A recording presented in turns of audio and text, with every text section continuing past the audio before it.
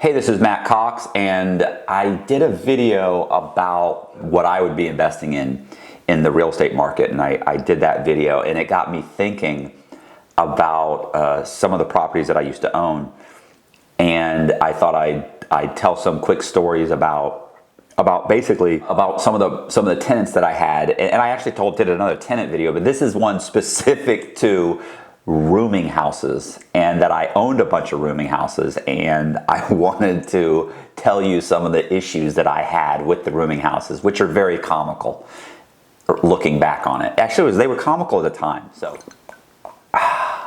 this is my third cup of coffee, which typically by my third cup of coffee, I'm pretty jacked up, pretty animated. So this video, let's hope, is really quick. Before we get into the whole thing, do me a favor and subscribe to the channel, hit the bell, hit the like button, leave a comment, share the video, help a brother out. You know what I mean? I just got out of prison.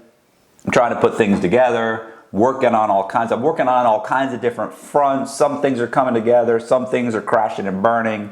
Help me out. By the time I started buying rooming houses, I'd owned properties for a couple years. So I had the right frame of mind. Like if you were to just come out of the gate and buy the kind of properties that I was buying, most people would have a meltdown. But I'd been in the industry for a few years, and I'd been renting properties for a few years.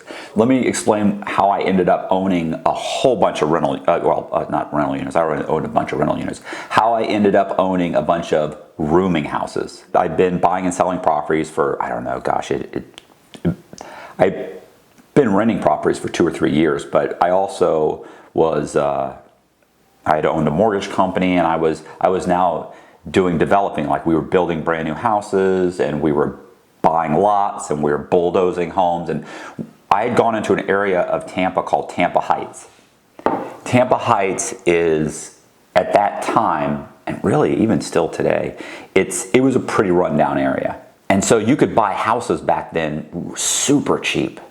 Well, I had gone into this one neighborhood, which was called, I know the street was called Jefferson Street. So the first place I bought that was a rooming house was that property. And there was an old Cuban guy that had owned it, and I was buying it from him, and I bought it from him for, I want to say $80,000 to $85,000, roughly around there. The reason I paid so much was that the house was huge, but it was on 2 lots, and we were planning on bulldozing the home and building 2 brand new homes. I'd never even went into the property. I just drove by it. I looked at the house. I don't need to go in the property because I'm going to bulldoze it. We drove by. The guy took the offer. I'm ready to close. A week later, 2 weeks later, we go to close. When we go to closing, he shows up. He signs the paperwork. He gets his check, and he looks at me and he says, "Do you want to go by there now and collect the rent?" And I said, "Oh, that's right." I go, "This is a rental. I mean, this is like you're renting rooms? It's like a rooming house?" And he goes, "Yeah, it's a rooming house." And I went, "Oh, okay." I said, "Yeah, let's go by." So we go by, and the very first room we go to, listen, this place was horrible. We're talking about lower. It's not even lower middle class. It's below that. I mean, it's horrible. He's renting out rooms that for rock bottom prices to, like, not exactly crackheads. Well, they may have been crackheads, some of them, I don't know, but they could pay their rent, which was a huge plus. We go to the very first room, knock on the door, and I remember the guy signed over he got Social Security disability. He signed over his Social Security disability check, which was like $350. Covered his whole rent for the month. Just signed it right over. So that's a whole month's rent right there. Now, these rooms are being rented out by the week for $75 a week. And some people paid $85, some people paid $90, but let's just say on average $75, so the number, you understand the numbers. And if they paid $85 or $95, it's because maybe 2 people lived in the room. So if you have 2 people live in the room, you had to pay an extra $10 or $20 for the extra person. The point is, let's just say $75 a room, so we don't have to get into all the particulars. This guy gives me, that's his whole rent right there. It's like $350. That covers him for the entire month. We go to the next room. We knock on the door. Guy opens it up. Oh yeah, I got my rent. He gives me 75 bucks.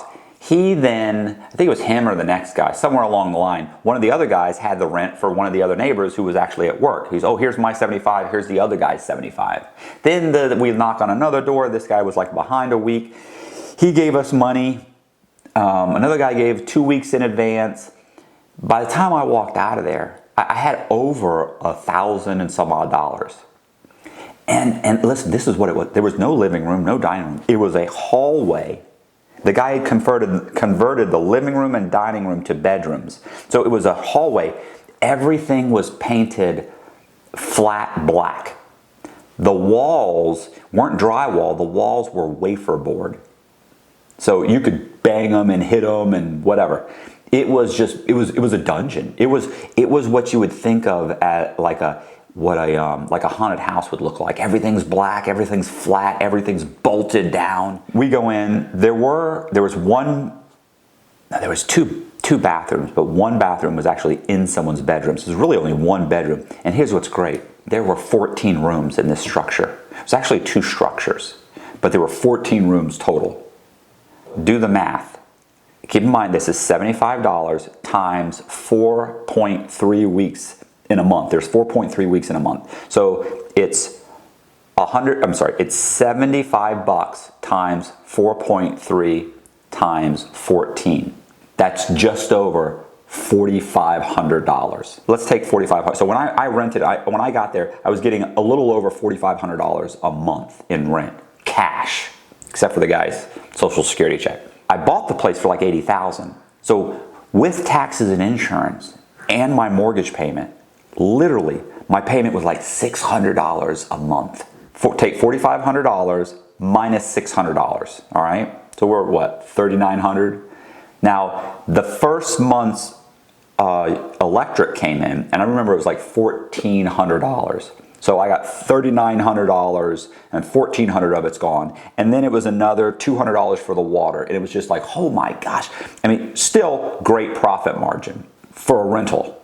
I realized after about a month or so that some of the guys are just leaving their lights on all the time. Like they'll have a fan plugged in, or they'd have a fan in their, they'd have their fan on and the light and a lamp and their TV. And then they'd leave for 3 days and go stay at their girlfriend's house and come back. So I quickly realized that was a real issue. Also, the other issue was keys.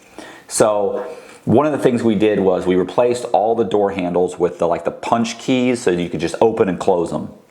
The other thing we did was, we went in and we changed out the toilets that were there with low flow toilets. And this was back when they had toilets that were, every time you flushed them, it was like 3.5 gallons or 4 gallons. I mean, these were toilets from the 1950s and 60s. So we just replaced those to like the 1.6 or 1.8 gallon flush toilets, whatever. So we switched out those. The other thing, which didn't really do anything, knocked off like $50 a month for the water. But the big thing we did was we went in and we put timers on all of the light switches, on everybody's light switch. So they could basically turn on their lights for like an hour or two. They could turn them on and that's it. They would shut off automatically. That way, if the guy did leave, his fan and light would shut off. This is another thing. Back then, there weren't like LED bulbs. There were those, they were fluorescents, but they were called pigtails. So we've replaced everything with these fluorescent pigtails. The electric went from $1,400 a month, dropped down to around $700. The water went from about $200 to $250. I'm sorry, went from $200 to about $150. Not great, but whatever. I don't know, these guys weren't taking showers or what. I don't know what was happening. Basically, my total utilities were around $900. You take $4,500 minus $900 minus $600 for my principal, interest, taxes, and insurance. All right. That place was making me a profit of roughly $3,000 a month. That's $3,000 a month on a property that I bought by accident.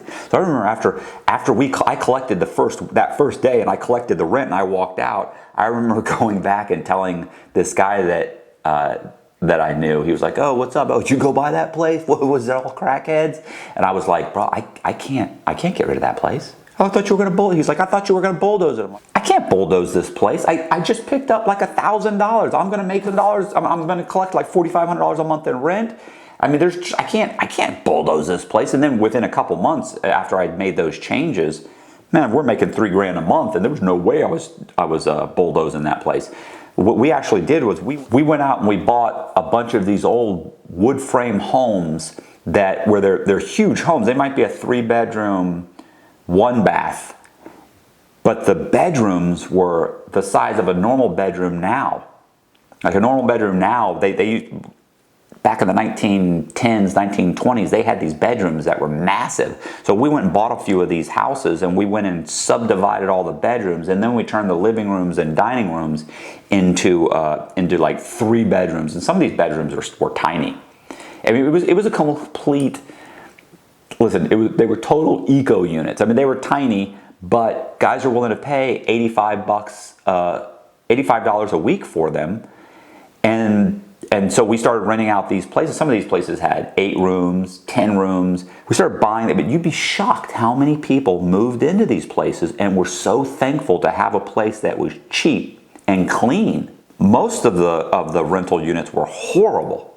So we would buy them, build them out, put in new bed frames. And listen, we were building the bed frames out of like 2x6s and 2x8s and bolting them to the ground and buying mattresses and dropping them in. And these guys were thrilled. And we rented them out. We rented out tons of them. And we probably had 5 or 6 different single family homes that we rented out that we turned into rooming houses. And they made amazingly just great rental units. I'll give you an example of the kind of guys that were renting these places. I used to get phone calls from the tenants. I mean, I'd get these calls at 11 o'clock at night. And the phone, my cell phone would ring, and I'd look and I'd be like, oh God, it's one of the tenants. Because there was always like one guy that actually had a phone. And so he would call up and go, hey, the guy in room number 7, or, and they all had nicknames. They all had, like, this one guy that got Social Security disability because he had split personality disorder or something. So he got a check for like $350 a month. Like, hey, and they called him like Two-Face. So they go, hey, and they didn't even know my name. They called me like Mr. Rentman, like Mr. Rentman, the guy in number 4 or number 1, he ate my macaroni and cheese, and I'm sick of this dude, and and they're cussing and screaming, and I'm like, well, call the police. What do you want me to do? Call the police. And they're like, we called the police. They said they wouldn't come out here no more. The cops wouldn't go out there anymore. But believe it or not, these guys paid their rent. I mean, it wasn't hard to come up with $80 or $75 a week. And so they would call up and I would sit there and I would laugh and I'd go, I don't know what you want me to do, bro. And I mean, but it's not like you had to sit there and be serious with them. And you could just joke around and laugh and go, what do you want me to do?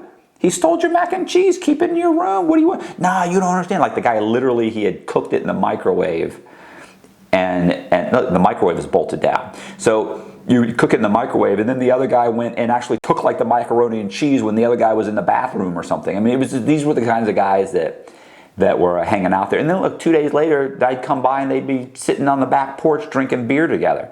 It was hilarious because I had the right frame of mind to do this. Like I'd been dealing with rental units for years by this point. So I had the right frame of mind and I knew the kinds of guys that I was dealing with. I wasn't there to be your babysitter. You're a grown man. I'm not here to fix your problems. You pay the rent. You collect the rent. I'm sorry you have an issue. If you have too much of an issue and you can't pay the rent, you need to move.